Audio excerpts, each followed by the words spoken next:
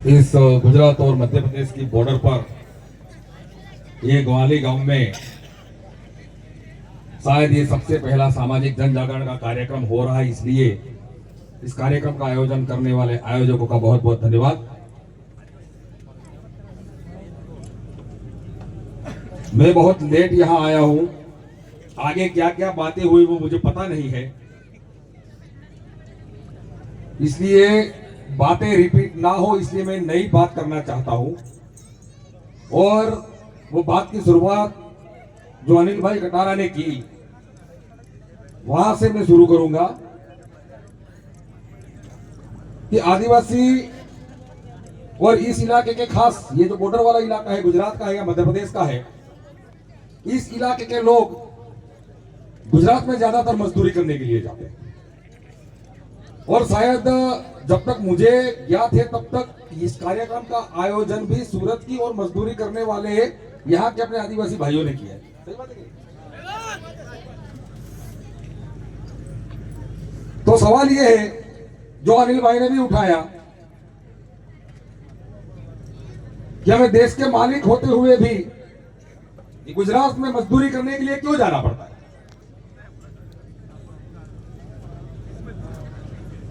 और इसके लिए ये जो हो रहा है उसके लिए कमजोरी किसकी, गलती किसकी? तो मैं ये मानता हूं कि ना तो कोई सरकार की गलती है ना किसी गैर आदिवासी की, ये गलती हमारी। अगर हम तन तोड़ मेहनत कर सकते, फैक्ट्री में मशीनें चला सकते, रोड बना सकते, बिल्डिंग बना सकते, ये सब कर सकते हैं, लेकिन वो जो काम करते हैं वो हम दूसरों के लिए करते हैं, तो हम हमारे लिए क्यों नहीं करते? हमारे बिल्डर क्यों नहीं बनते? हमारे फैक्ट्री के ओनर यानी मालिक क्यों नहीं बनते?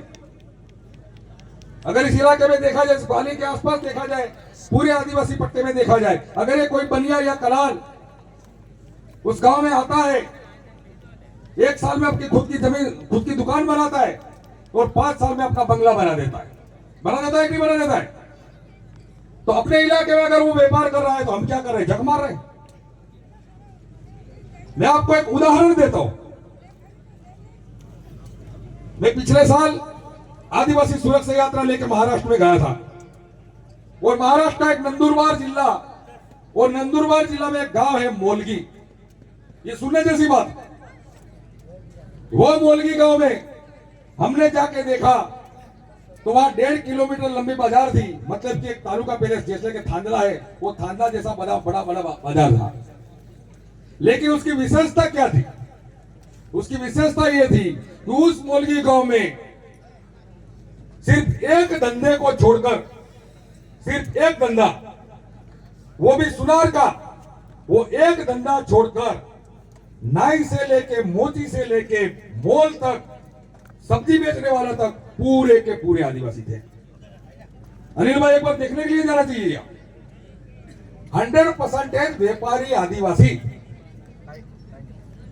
और कोई गैर आदिवासी अगर वहां व्यापार करने के लिए आता है, 7-8 दिन व्यापार करता है, कोई भी आदिवासी उसके साथ खरीदारी नहीं करता है, 5-6 दिन उसको बंद करके वापस चले जाना। वहां में एक बिल्डिंग बताई गई 3 मंजिली, वो एक बनिया आया था, बनिया ने वहां व्यापार करने के लिए एक जनरल स्टोर खोलने के लिए बनाई। जनरल स्टोर खोला, 7 दिन चलाया, एक भी ग्राहक नहीं आया, वो बेच के चला गया।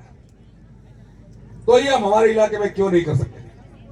अगर मजदूरी करने के लिए सूरत जा सकते हैं, भरूच जा सकते हैं, सूरत जा सकते हैं, तो अपने इलाके में व्यापार क्यों नहीं कर सकते? दूसरे व्यापारी को क्यों घुसने देते? मैं यहां से जो मजदूरी करने के लिए सूरत जा रहे हैं उन लोगों से पूछता हूं, वहां जाके आप गड्ढा क्यों खोदते हो? सूरत में टेक्सटाइल इंडस्ट्री है सबसे बड़ी, और टेक्सटाइल इंडस्ट्री में से आप कपड़ा लाके या किसी जगह पर दुकान करके कपड़ा बेच के अपना रोजगार खड़ा क्यों नहीं करते हो?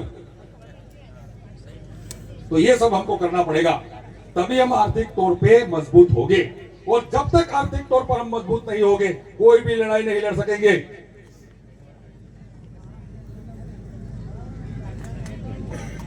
जैसे अपने विधायक महोदय ने कहा, ग्राम सभा वाली बात का पावर, ये जो सारी चीजें हमारी जमीनें गई वो सारा गया, वो ग्राम सभा के थ्रू गया, लेकिन ग्राम सभा के थ्रू गया क्यों, ये भी तो सोचना पड़ेगा। क्योंकि इस गांव के, इस ग्वाली गांव का अगर मैं उदाहरण दूं तो ग्वाली गांव में अगर 2000 लोगों यहाँ रहते, जनसंख्या 2000 लोगों की है, तो उसमें 1000 लोग जो समझदार है पुरुष है, वो तो गुजरात में मजदूरी कर रहे, तो ग्राम सभा जाएगा कौन? वो ग्राम सभा जो होगी वो सरपंच और पटवारी और 2-4 लोग जो सरपंच के मिले होंगे, उन लोगों के सिवाय ग्राम सभा कोई होगा ही नहीं, और जो प्रस्ताव पारित करना है वो कर लेंगे। तो हमें गांव जो छोड़कर हम बाहर मजदूरी करने के लिए जा रहे हैं, वो हमें बंद करना पड़ेगा। अपना रोजगार अपने गांव में, अपने इलाके में पैदा करना पड़ेगा।